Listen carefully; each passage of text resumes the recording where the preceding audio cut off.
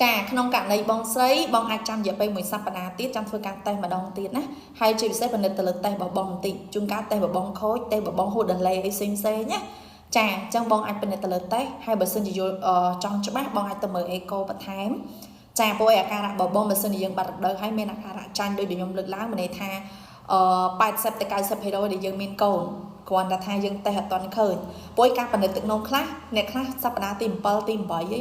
បានឃើញអ្នកខ្លះសប្តាហ៍ទី5ទី6ក៏ឃើញដែរអញ្ចឹងនៅករណីគាត់អញ្ចឹងក៏លើក10ថ្ងៃអញ្ចឹងវាចូលសប្តាហ៍ទី7ហើយអញ្ចឹងជួនកាលអាចមួយសប្តាហ៍ទៀតចាំបងតេស្តម្ដងទៀតណាបង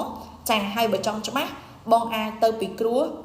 ទៅពីគ្រូឲ្យទៅពិនិត្យអេកូមើលបន្ថែមដើម្បីឲ្យច្បាស់ព្រោះបើសិនជាយើងបាត់រដូវហើយយើងមានអាការៈចាញ់ទៀតជួនកាលយើងអាចមានកូនតែជួនកាលទៀតអាចមានបំណែបំរុលអរម៉ូនយើងអត់មានកូនទេតែយើងមានបំណែបំរុលអរម៉ូនក៏ធ្វើយើងមានអាការៈដូចចាញ់កូនអញ្ចឹងធីងធងវិលមុខឈឺក្បាលលហិតលហៃអស់កម្លាំងចាគឺដូចគ្នាអញ្ចឹងប៉ុន្តែយើងអត់មានកូនទេក៏យើងមានបំណែបំរុលអរម៉ូនដោយសារយើងមានការប៉ះទង្គិចទៅលើអរម៉ូនរដូវបើយើងមកស្រួលអញ្ចឹងគឺយើងមានបញ្ហាទាំងអស់ហ្នឹងអញ្ចឹងបងស្ត្រីដែលគាត់មានរោគសញ្ញានឹងបញ្ហាទាំងអស់ហ្នឹងណាចាអ្វីដែលអត់សូវស្រួលគួរតែទៅពេទ្យដើម្បីធ្វើការពិគ្រោះពិនិត្យនិងព្យាបាលចាអរគុណ